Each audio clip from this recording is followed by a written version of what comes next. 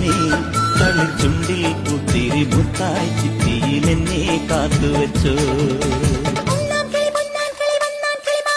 രണ്ടാം കിളി കണ്ടു കൊതി കൊണ്ടുവരവുണ്ടപ്പോൾ കിളി അങ്ങോട്ട് കൊത്തിങ്ങോട്ട് കൊത്താ.